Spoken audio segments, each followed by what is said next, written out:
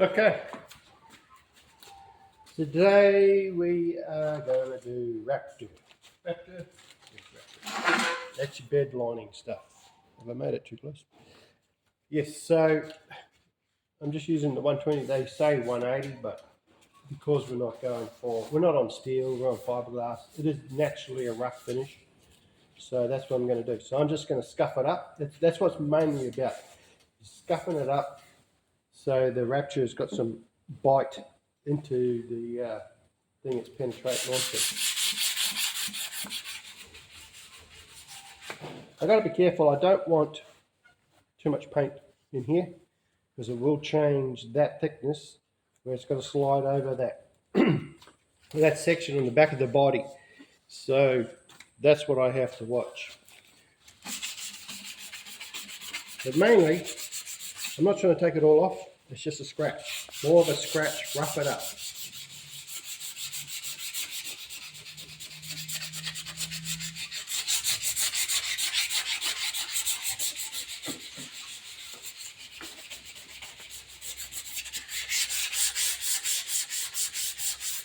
I'm going to do the guards, and I thought, well, because I'm not going to get fussy and with that finish, so I thought make it look more even with Rapture than that sort of look. That's how I was thinking. And also you're saving on top coat of colour as well. So what I might do, I'll swing it around a bit more. So I probably, I'm going to mask off this edge and Raptor in here. The main reason you do this now, like I'll still do probably some more sanding, high build priming just to make sure I'm really happy with this back. The reason you do that now is you don't want to put nice colour, then put this stuff on. Even though it doesn't go everywhere, you don't want to sit the panel down on a face like that, getting scratched up. If it gets scratched up now, it's not the end of the world. So if we put this stuff on now, let it cure, which is about an hour, and then I can lay it over. I don't have to think about it here anymore. I'm done. And then I just think about my other areas.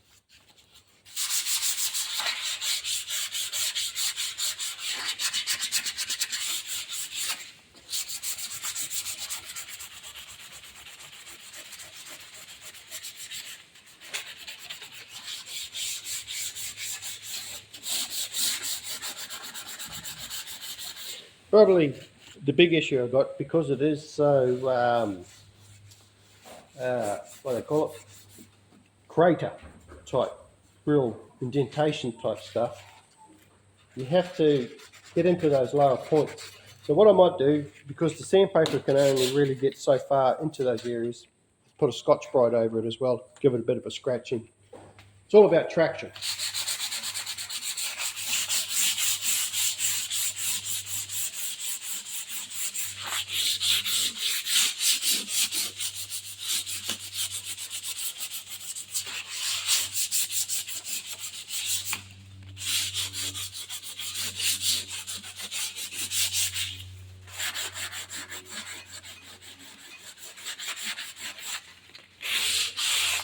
The other cool thing is, because if this was steel and I rubbed through like I just did there on that edge,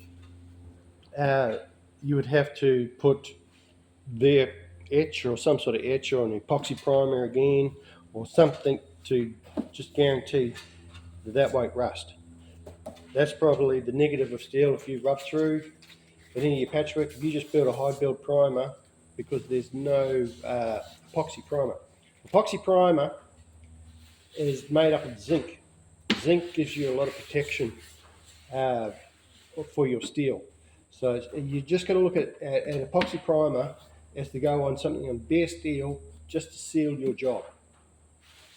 There was a while ago there was a problem in my previous cars. If you see old cars, like any of your classic cars, and you start stripping them out, you see an orange or a reddy sort of oxidized color. That's what they were using for a sealer. But because that was lead based and that was a problem for the environment and for people who are using it, they banned it. So then they came out with this black etch stuff. Now the black etch stuff was okay, but it didn't have a lot of build because the mix ratios on that stuff was like 70% thinners or 60% thinners to the black stuff. So there was a lot of solvent, and solvent just evaporated out of the job. Yeah, it was black, but it gave you no build. The high build epoxies now that they've come out with are far better. And that's probably why my 57 there is broken out, because I had to use the etch. Etch was the only thing you could buy. And it's not only my cars, mates' cars. I know other guys at that time have had their cars painted in that etch as the sealer, but it just wasn't as good as what the epoxy primers are now. And then you reduce. If I really wanted to get fussy, I sand all this down, fill it, and carry on, body fill it, smooth it all out, and then everything will be just high build primers on top of that again.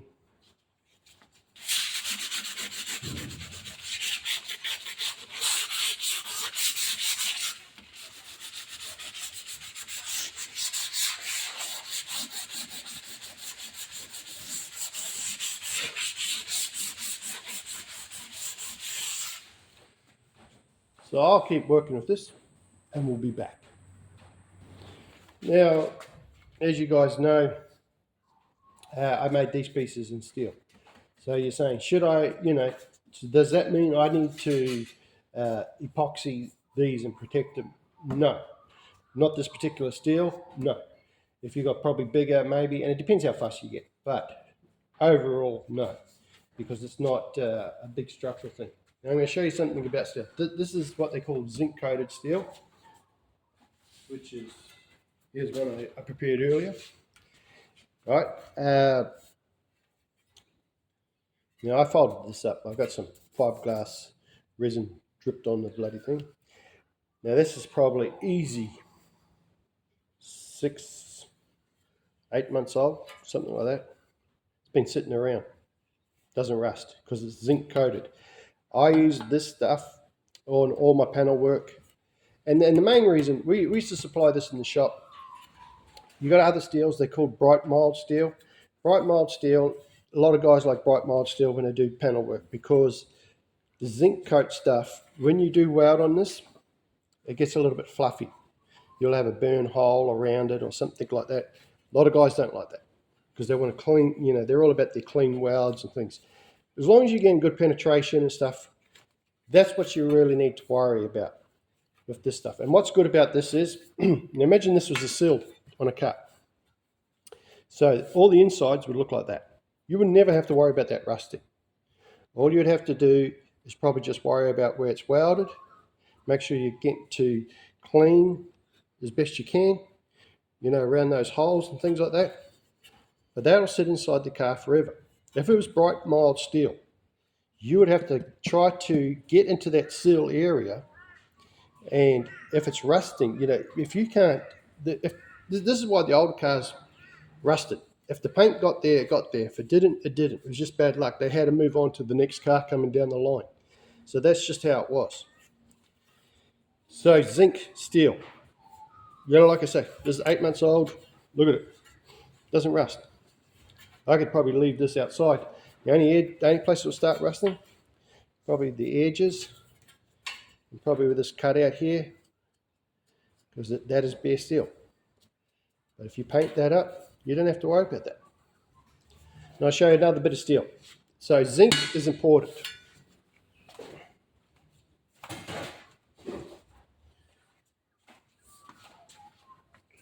Do not use this stuff. I don't know how the cameras pick it up. Looks a bit silvery, a bit shiny. I'll put the two together. See how this is probably more grayer in reference to it, where that looks a bit shiny. That is called galvanized steel. Galvanized steel is a shit to weld. And if it's galvanized dipped, which is like your big posts and things like that you have to weld onto. If it was galvanized dipped, you've got no choice. And even this, if I wanted to weld around that, I would actually get the grinder and take the surface off. because the galvanize makes it spit, carry on, doesn't penetrate, and it's as fumey as hell. So, don't use galvanized steel. I'm not saying you could probably use it in a couple of things in your car. Here's another thing that's interesting. I had to work on my mate's Mustang, 67, 68 Mustang. And I was surprised once we started cleaning it back that his seals were made out of galvanized. Now they would have had a spot weld. So that's the other problem too. If you would have to try and spot weld any of this to marry that along or anything, the heat that you have to pump in there guarantee that you're burning off that galvanized.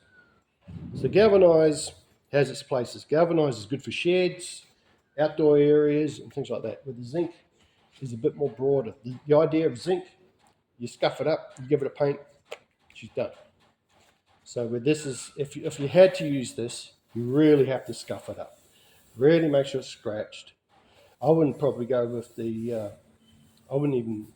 you could go with the epoxy primer if you wanted to, depending on what you're doing. But I would use this as a last resort.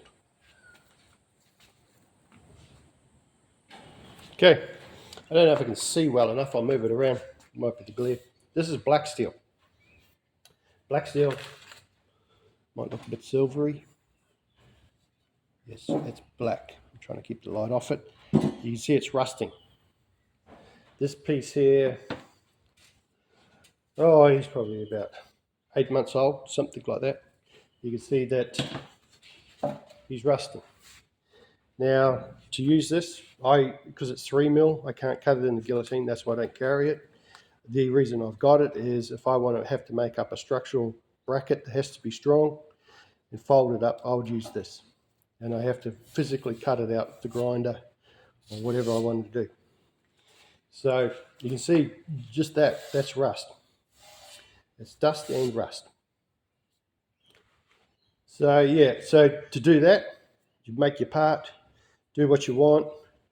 Probably where you're going to weld, let's say you had to weld these two together, you would clean all that area with the grinder and then weld, so you get a clean weld. Still welds very good. Welds very good. The downside is it rusts. That's why we never carried it in the shop a lot, is because this stuff sits around rusting. Customer come in, I want some steel. No, I don't want the zinc, I don't want the gal. And you go, here it is. And they go, it's rusting. I go, well, that's what it's doing.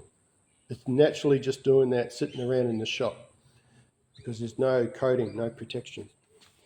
So hopefully this might give you a bit of an idea on a few things on bits of steel. Okay, now I'm going to use the scourer. The idea of the scourer is just to get into some of these lower areas where the sandpaper doesn't get. And it's like, you're just trying to get into, give that paint a chance to grab on.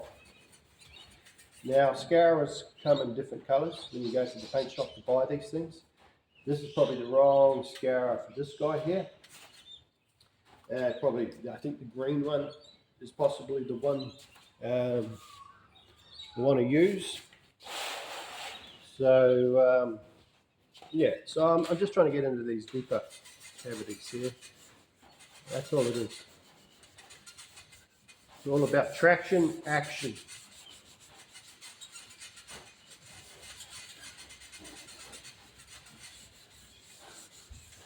Oh, yeah. And what actually happens too, because when the primer dries, like I say, the solvents come to the surface. So it's actually putting a fine skin across this top. And you actually don't want that. You really do not want to go and go, oh, that's good enough, I'll just put my colour straight on top. No, you still have to give it a scuff. There has been times I have been caught out, let's say it's a real, one of these tight, super areas you can't get into or something like that. You just try to do what you can. So, take it off. That's why painting is all about preparation. Preparation H. That's right, preparation H. Preparation hard work. That's what it is. So the more time you spend here, more time things won't give you grief down the line. It's just how it is. Painting is one of those things. You do what you can while you can.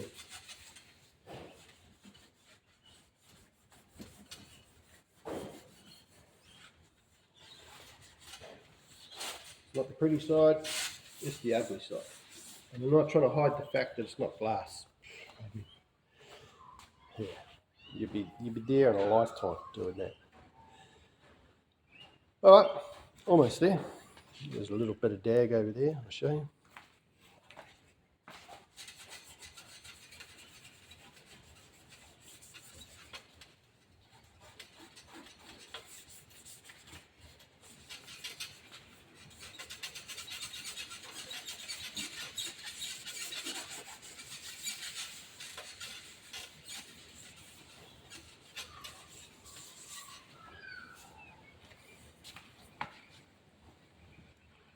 Yeah, that should do it. Something like that.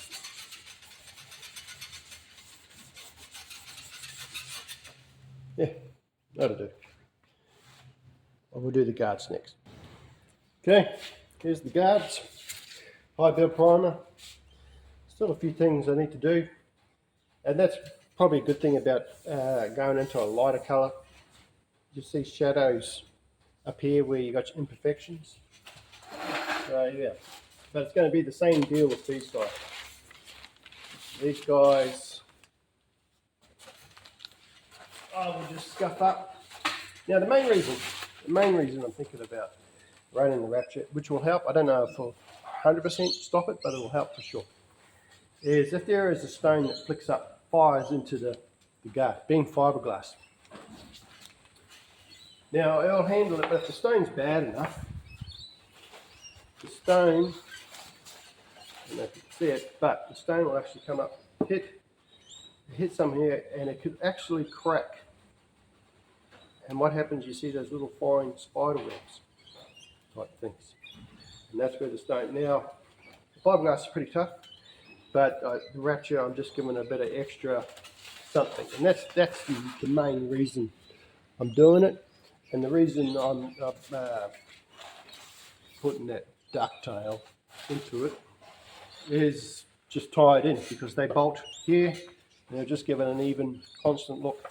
I'm still undecided. I'm pretty sure that the underside of the body is going to be Raptor too. Not too that I'm worried about stones. It's just a finish. It's under the car.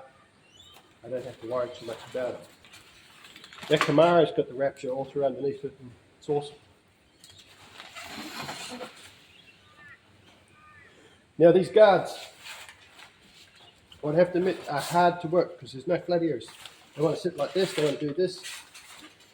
So they're a little bit frustrating in some senses. So the black, you can see the mesh of the fiberglass. So that's what you're seeing there. All that is just the mesh.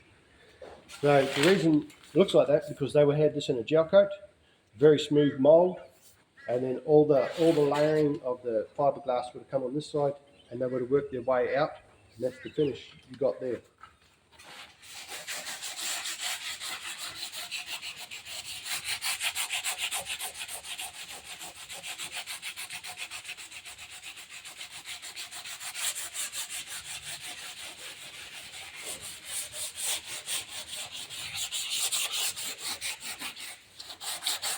Which does make it hard to sand, to get rid of the black gloss. So the grey is where I'm sanding, obviously, that's the high points.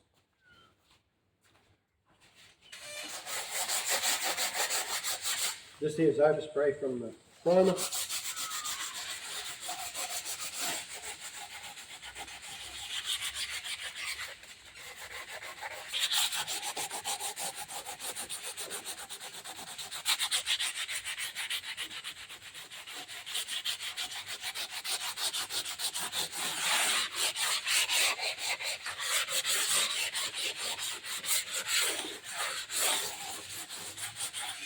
So all I'm doing is just scratching it up. And then I'll go to the Scotch-Brite once again.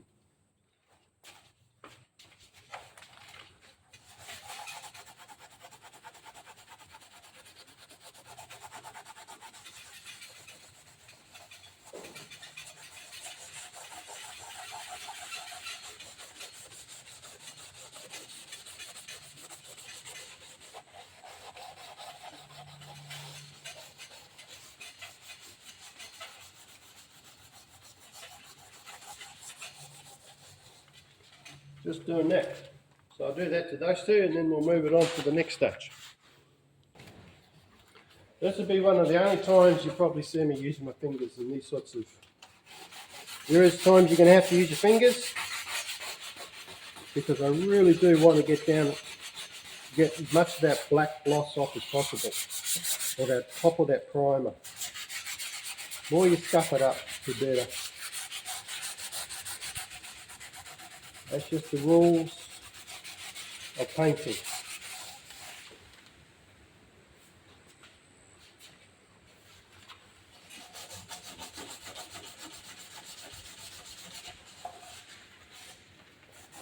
Yeah.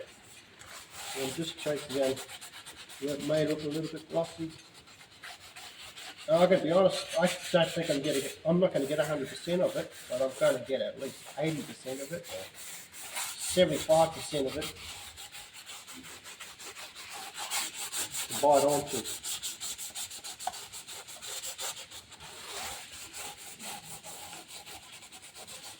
Because what your fingers are doing will sink into those lower areas. If I use the block, I'll be just taking those high points off again. And that would be a nightmare.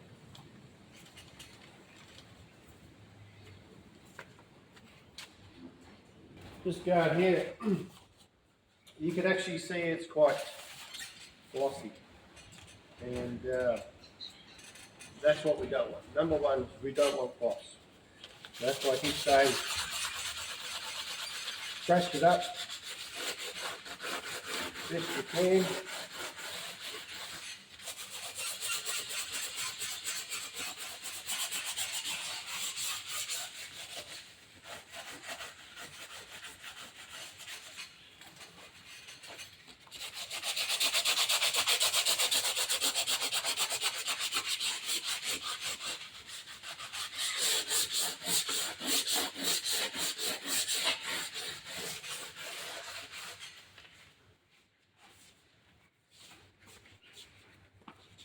Here's something I highly recommend in getting. Get yourself one of these doodaggies. Now, one of these doodaggies is not called a doodaggy. It's just called a paper stained roller doodaggy. And what's cool about it? So, this roll of paper, that brown paper, you buy a roll of paper like that. I don't think it's very expensive. I think it's roughly, I don't know, prices keep changing. But it's a lot fatter than that. I'm actually probably about 10 or 15% left on the roll, so it gives you how big it was. About $25, something like that. And you can put your, try to get out to it. So you can put your tape.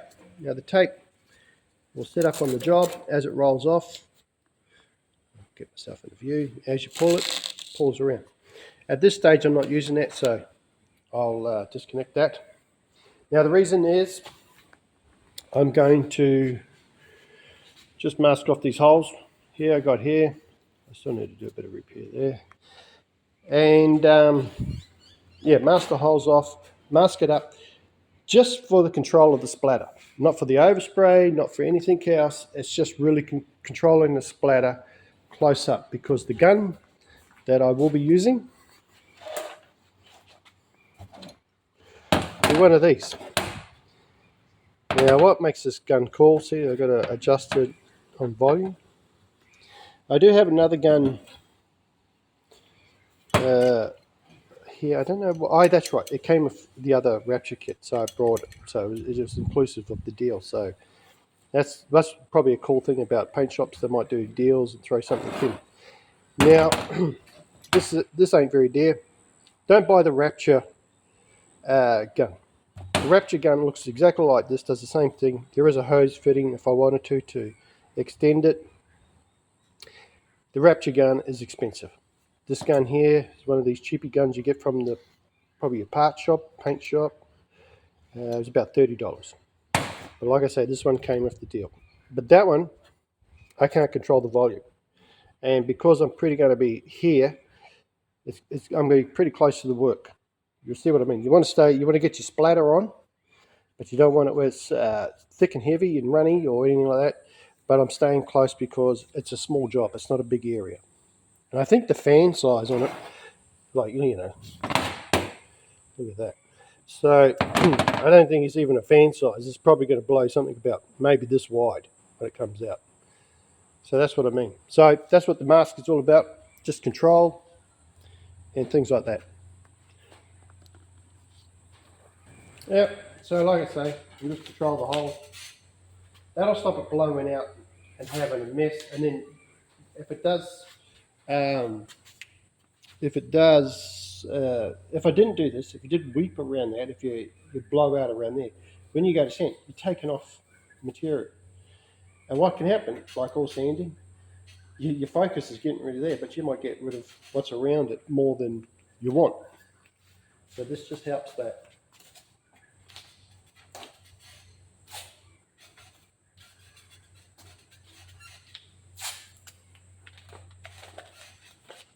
And then what I'll do,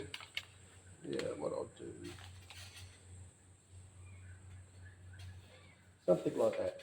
There's a little bit of a 2 to 3 mil lip, something like that. And I'll just do something like that.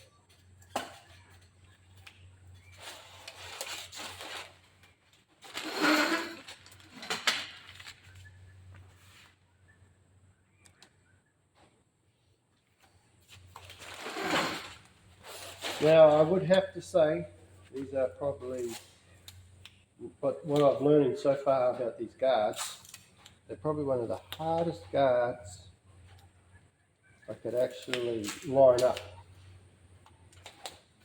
I might take my gloves off for this too.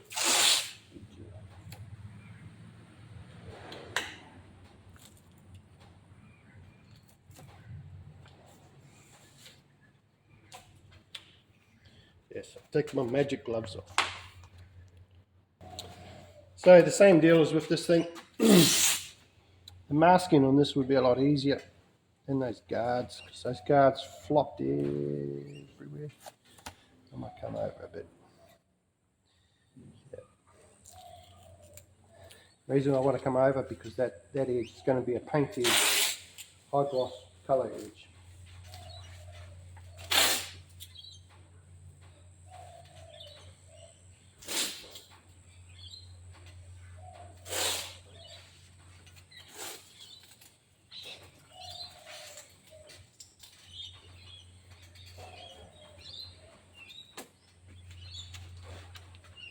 Something like that.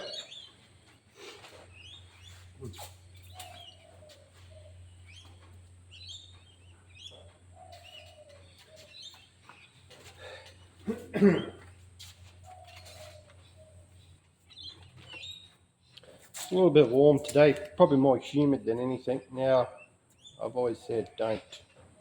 Humidity's a killer. But we're dealing with stuff that's a totally different creature. So you can get away with this sort of stuff.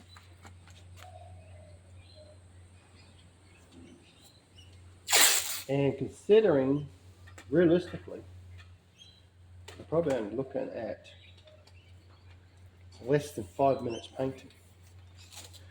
All this work, how long have I been doing this? A couple of hours, jerking around with this thing, hour or so. All this work is just preparation. Preparation H. Preparation, hard work.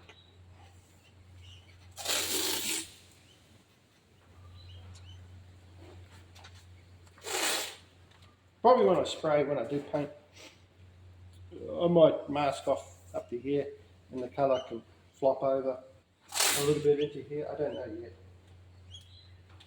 But I don't want the black stuff on the job.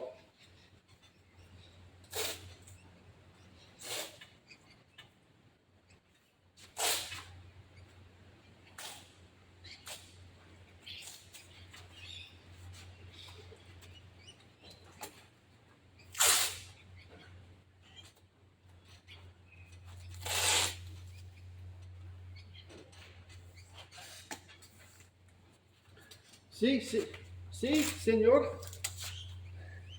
Something like that. Make it longer. Yeah. Once again, lock the holes. Can you even see the holes? Oh my God. Yeah, so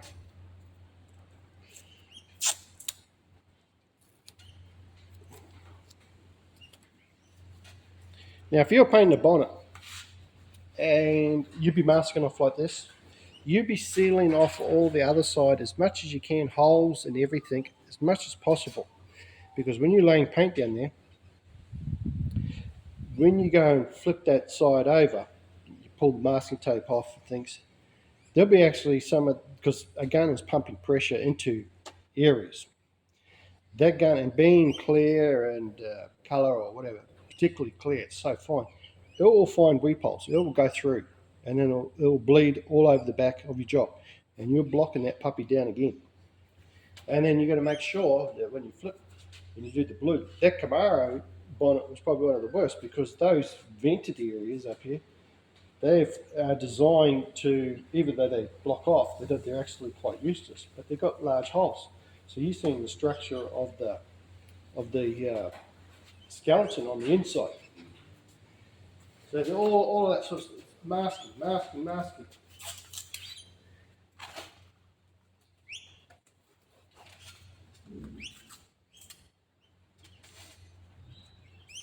It's all about. Now we're going to get up to the paper roll section.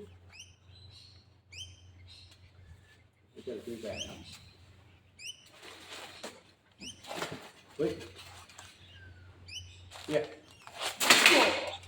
This is what I mean. Got to begin. Now, I want that edge. Right, like so. Now, one thing I better do before I get too carried away with myself is blow this stuff down, because I haven't blown it down yet.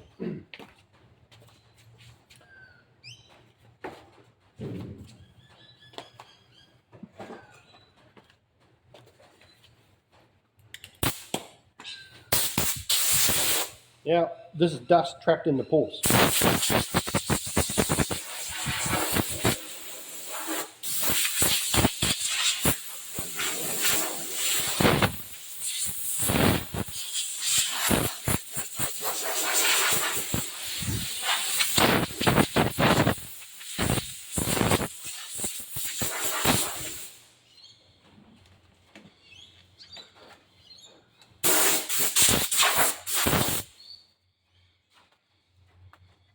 Yeah, what do you reckon?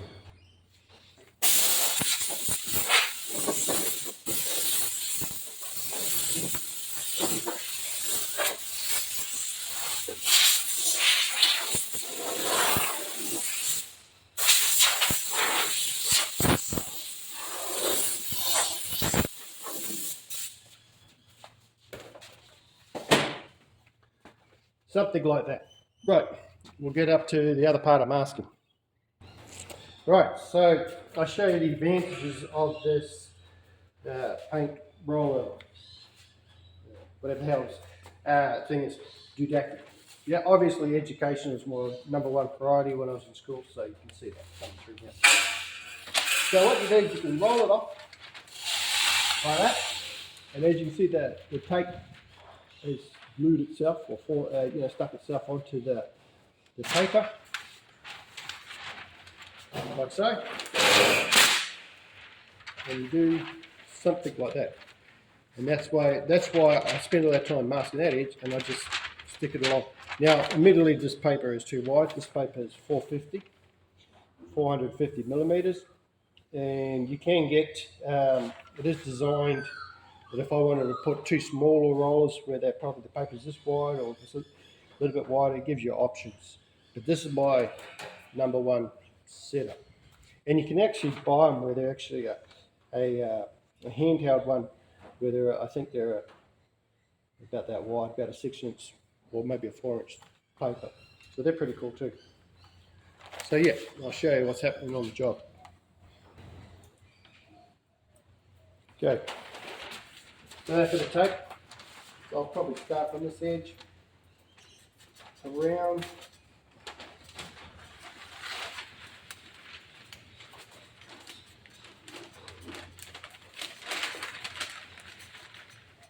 You don't need to go up to the edge, up to that very edge, as long as you're covering on tape to tape. Right, like I say, it's all about control.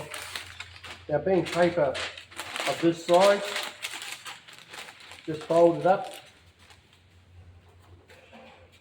something like that. Like there's no overspray, it's just to control the splatter. See, something like that. And then I'll get over the other side. The other side probably would be a bit harder because you're folding and playing around with this edge. The tape is going to drape the paper all the way over.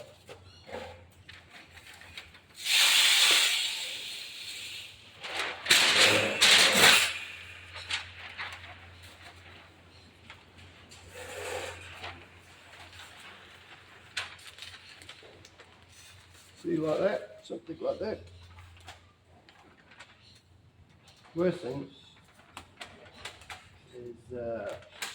is grabbing where it's not supposed to grab. So you always got to be careful on that. Because we're dealing with a curve. Curves are fun.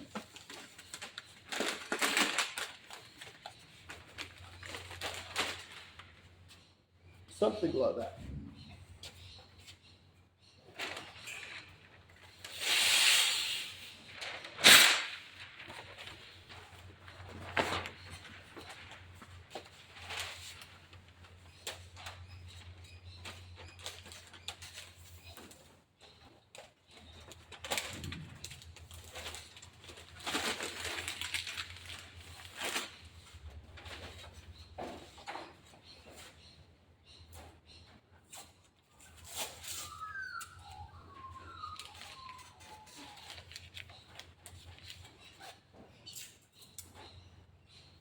I don't want too much primer going through.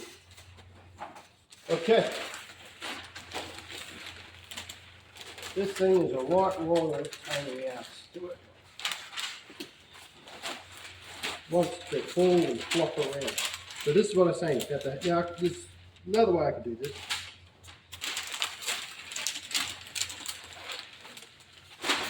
So what I'll do, I could fold paper up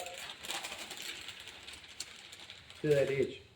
As long as you leave the material for the tape. This is where 2-inch tape will come in handy. So I'll go grab some of that. Are we even seeing what the hell I'm talking about? So I grabbed some 2-inch tape, or 50mm, and 50mm was it less? I'm trying to hold on to it and at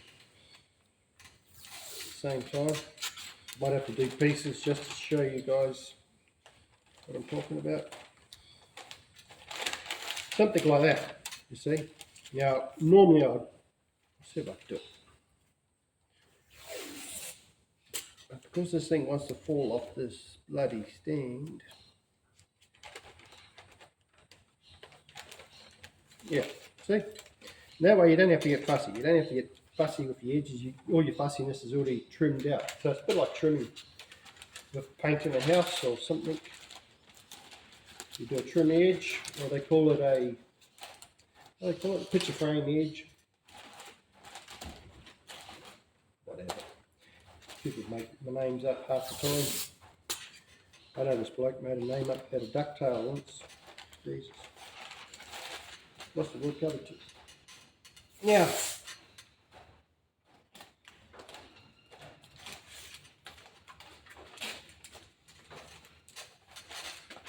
yeah, something like that.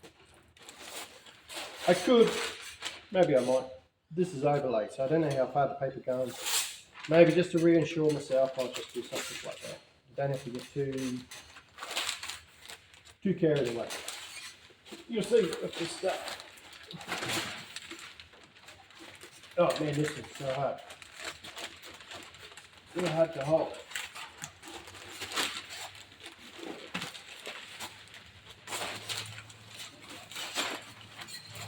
Bloody trickery dickery all the time. Right, here we go. Yeah, so I'm just tucking it under.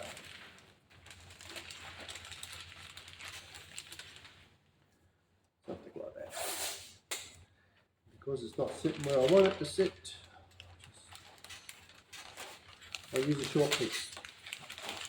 Normally with masking, the guys who know how to mask real well, my cousin is a professional painter, painted house, you know, interior, exterior. Anyway, me and him had to mask up his car. Wow, his work is 10 times better than mine, and faster. He's just done it so much, masking. Well, I'm more of a fabricator / doing this stuff type of guy. I am what you call a jack of all trades. Got no paperwork and anything that I do, but I've pretty much done it. And not being a rich guy, doing all the work myself. So any of you guys watching this and you think, I can have a crack at that. If you can have a crack, have a crack. It's only your imagination.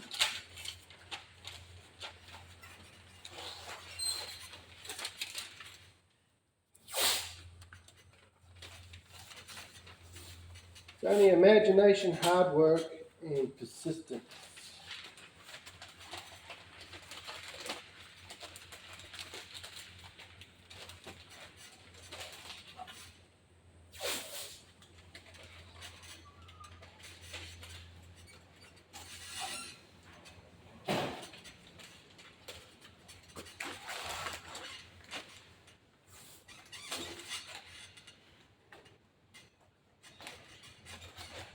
Yeah, so hopefully you guys get the idea.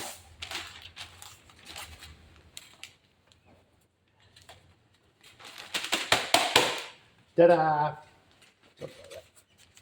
Now, because this sort of paint that I'm using, I'm not getting that fussy. If I was getting fussy top coats and stuff like this, I would go spend the time, make sure all these guys are down neat and tight. You can't afford any overspray going weeping under that paper, because it will do it. All right, on with the next one.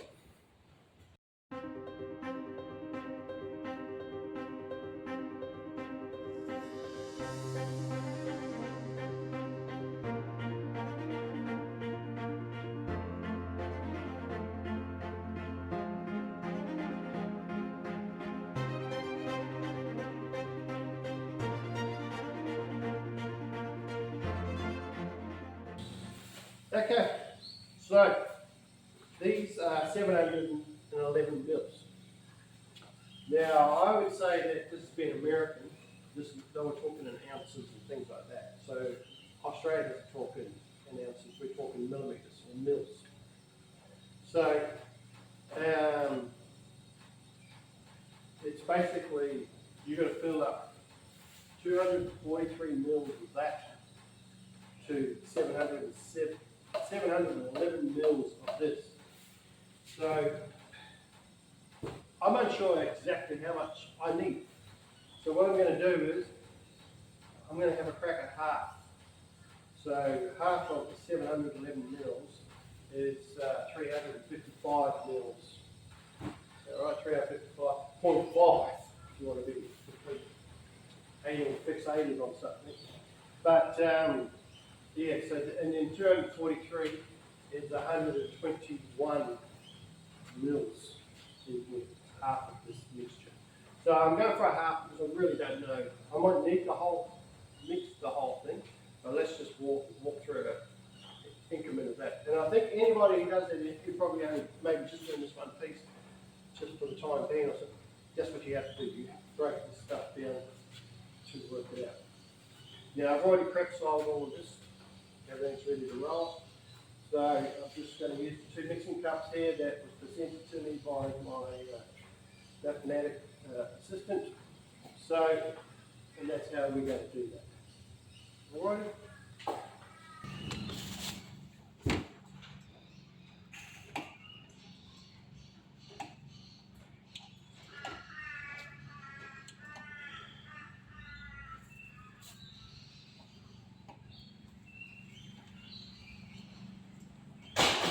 Messy.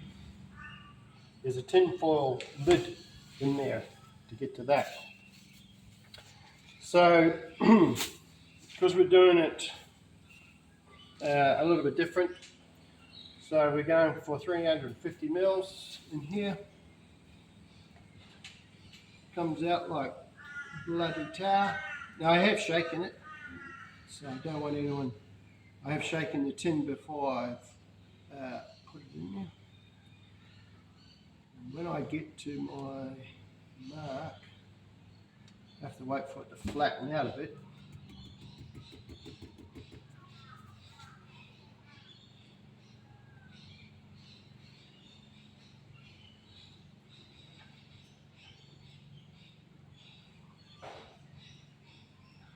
Now, the only reason I'm doing it like this, like I said, I just do not know, because I don't want to mix a whole tin hardener, and she's gone. It's all over Red Rover. So this way I've got a little bit of control in doing things. We'll go with that. The reason I'm tapping it because it's slowly flattening out, and I've got it below the 350 mil mark on the cup.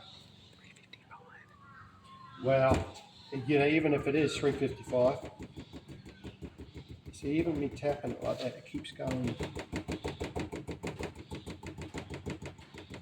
to the mark. So yes, it's a bit bloody. One of those things. Yeah, I think we'll just do that. There we go. Now the hardener. So the hardener is half of 243. So what do we say? It was 121. 121.5. Yeah. And so it's a good thing about these cups. They have the level of the mixing.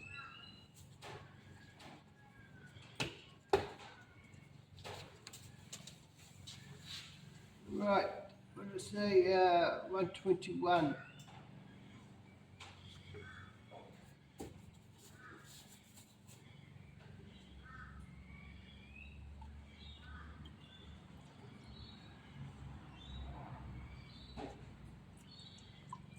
Yeah, that's it.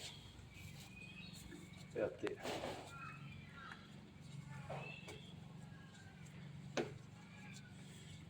It's a hard way of doing it, but like I said, I just don't know. And it is designed that the tin, the gun, screws up underneath that cap. Cap screws into the bottom of the gun. So it's all trial and error, fun games, live and learn.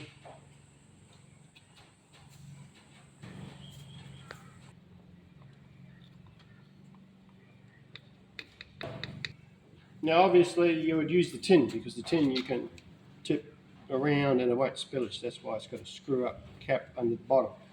I'm going to have to hold the pot in there and follow the job. So this is the harder way of doing it. So I'm not saying this is the way to do it. I'm just saying this is the harder way of doing it. But yeah, all trial and error. So make sure you wear your mask, okay? Because this stuff's pretty strong even in here.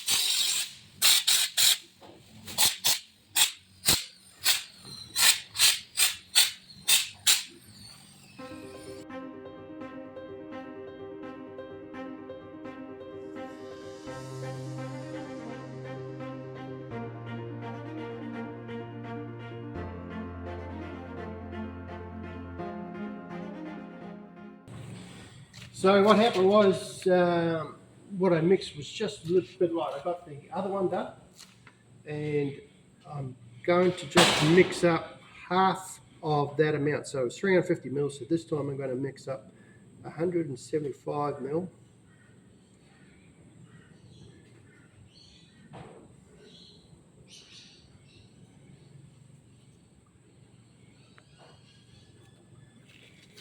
Now you could probably say, "Oh, why don't you put the whole lot in there?" But you know, the kids in Australia, this kit here is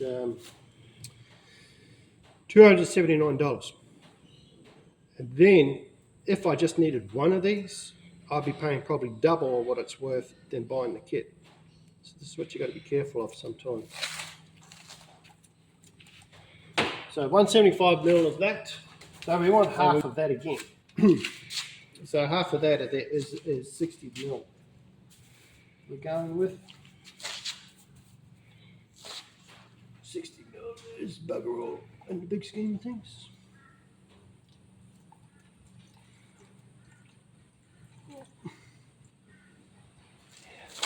little bit too much, just a fraction.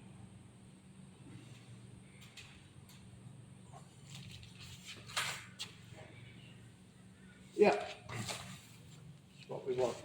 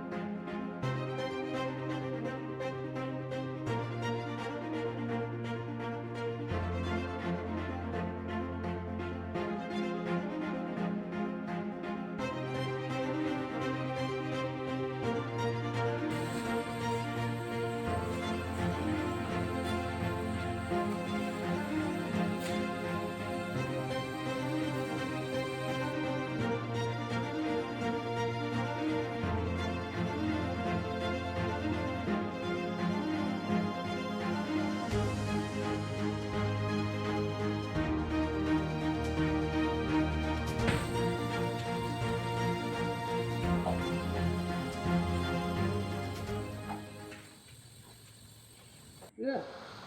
So, make sure you clean the gun because that's important too.